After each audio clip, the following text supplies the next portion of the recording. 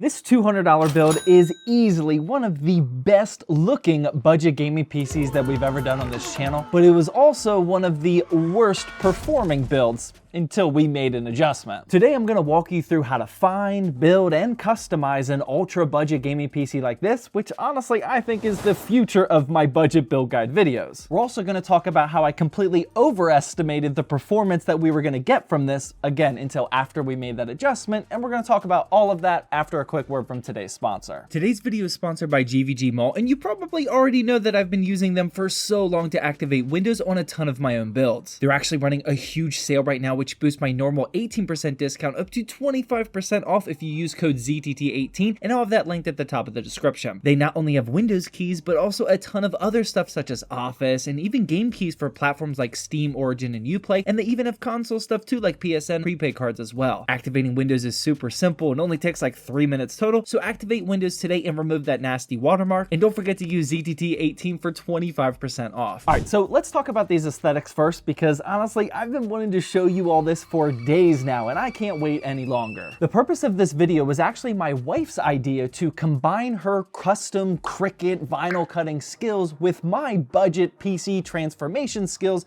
and I think it turned out perfect. It was her that suggested we try the wood vinyl front because these seem to be getting more and more popular lately ever since the launch of the Fractal Design North case. She's been using this Cricut machine to do a lot of the custom ZTT work for the freebies that we give out with every PC on ZTTbuilds.com, and she also just did a custom keyboard project where we made a YouTube short and TikTok about a few days ago. I'm not going to give you all of the details about how she did this because quite frankly I have no idea, and I definitely do not have the patience for it, but here's the quick rundown. Basically, she had to measure out all of the dimensions on the panel, the ports, and the distances between everything, and then she modeled that out in the software until it came out perfect. I know it's easy to say this in hindsight, but we definitely should have used a micrometer to get all these measurements. She did all of this with a tape measure. Either way, I think this turned out absolutely perfect, and when you combine this with the quick white spray painting job I did on the side panel and the edges around the front panel, I am in love with this design. For the front panel, I originally just wanted to paint the entire thing white because that would have been easier, but she informed me that when installing the vinyl, it takes a lot of trial and error getting the positioning correct, so she would have to constantly remove it to readjust it until it was just right, and it would have been very difficult to do that on top of the paint. So I ended up just taping off most of the center of the panel so I didn't paint it, and then the only thing that actually needed the paint were the outer edges. This didn't require an accurate paint job, as you can see here, but after that I just took it outside, did about 7 total coats with 10 minutes in between on a hot sunny day, and it was good to go. This is probably my absolute favorite design that I've ever done for one of these OEM transformation videos. I already bought a different OEM PC so we could do this again. But now let's talk about the performance, because the starting point of this build is pretty wild, both good and bad, I guess. I picked up this HP Pavilion off eBay for $220, which is pretty steep for an OEM starting point, but the specs are kind of actually worth it. The CPU is an Intel i5-10400F, and that's still a very viable budget to mid-range option right now, and that's about $100 on its own. It also came with 12 gigabytes of DDR4, which isn't ideal, but still much better tthan 8 gigabytes, of course. Also a 256 gigabyte NVMe, and even a dedicated graphics card. Here's where I screwed up though, because the card in here is an RX 550, and I thought that it would at least give us a solid, super budget 1080p gaming experience, but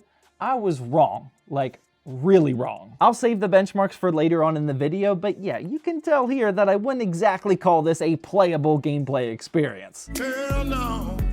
No, no, no. Now, I wasn't planning on just keeping the 550 in there and being done with it. I was gonna upgrade to something like an RTX 2060 no matter what. That's exactly what we did, and here's an MSI Mech RTX 2060, and you can find these readily available on places like eBay and Jawa for just a bit over $100. The Intel i5-10400F combined with the RTX 2060 is definitely already a proven combination, which we'll confirm in the benchmarking section. Before that though, we also needed some more storage because the included 256 gigabyte NVMe drive is appreciated since it's NVMe, but we do need a little bit more. He's so little and helpless. I added in this 500 gigabyte SK Hynix 2.5-inch SATA drive, and that's just because I already had it collecting dust on the inventory shelf. If you're trying to follow this along at home, I would indeed try to find an OEM with these specs, but definitely try to keep it under $200. You'll definitely want to get an Intel i5 or i7 model, and I personally wouldn't go any older than an Intel 8th gen at this point. Sure, those Skylake builds will still run, but because the 8th, 9th, 9th and 10th gen Intel builds are becoming more and more available, I would just stick to those. For RAM, you definitely need 12 gigabytes at an absolute minimum, but ideally I try to find one at 16 gigabytes. Whenever I'm searching for an OEM starting point like this, I usually just type in eBay something like Intel i5 8400 plus 16 gigabyte desktop, and that will usually give me a ton of options. From there, you can select which specific model of desktops have those specs, and then you can start narrowing down your search from there. Now, usually they will almost always never come with a dedicated GPU, and this RX 550 was literally the reason why I paid a little extra for this one. I saw models with these exact same specs without the card for under $200 very easily, but because I wanted to test out that card in a YouTube video, I decided to pick it up. Boy, was that a mistake though, because these benchmarks are absolutely atrocious. Here's what Starfield looks like before we swapped the 550 to the RTX 2060. We had to run the game at 1080p with a 50% resolution scale, and it was looking like a PowerPoint presentation, completely unplayable. Here's Cyberpunk 2077, and we could drop the resolution down to 720p, which should have helped us out a bit, but it was honestly no use, 23 FPS on that one. And for Helldivers 2, we tried to take it all the way down to 480p, which I think my analog watch has more pixels than this, and here we got a slightly decent 46 average FPS. I mean, I literally can't tell how many syringes I have in here, the text is completely unreadable. Here's a screenshot of all the other games we tested with the RX 550, just in case you're interested, but yeah, most of these just aren't great. Shout out to Fortnite though in 1080p performance mode, that 126 FPS isn't too shabby. Before we started this video, I was also thinking that we should just sell this PC as one of our monthly drop builds on zttbuilds.com/drops with the 550, but after seeing these results, I just can't do that to you guys. We'll be selling this build for like $150 with the RTX 2060, so let's see how the performance on that did. Right off the bat, here's Starfield, and make no mistake, this one's still tough to run on older hardware, but we're pretty close to that 60 FPS mark now with 1080p low and a full 100% resolution scale. For Cyberpunk, it's looking even better because we could crank up the settings to high and we still got a very solid 65 average FPS. And just to compare to the abysmal 480p Helldivers 2 benchmark, here it is again, but this time also in 1080p high, and we got 59 FPS. Here's the rest of the games we tested along with the comparisons against the RX 550, and clearly it's just a night and day difference. According to 3D Mark's Time Spy, with the RTX 2060, we've increased performance by 648%, all for just a bit over $100. Whenever you can add that much performance for that little of extra money, you gotta take that all day, every day. But now I know some of you are still gonna want this 550, and we definitely don't have any use for it here, so I'm gonna give it away to one of you guys. I'm trying to grow my X profile finally, and I've been using it just a little bit more than usual lately, so head on over there at Zach's Tech Turf and retweet my pinned tweet about the RX 550 giveaway. I'll randomly give it out to one of you retweeters, but you gotta be in the United States. Don't be mad at me, I'm definitely just not gonna pay to ship a card like this overseas. But yeah, hopefully you enjoyed this video. If you wanna see a different way of how to build an ultra budget gaming PC like this, then feel free to click the video that's on the screen now.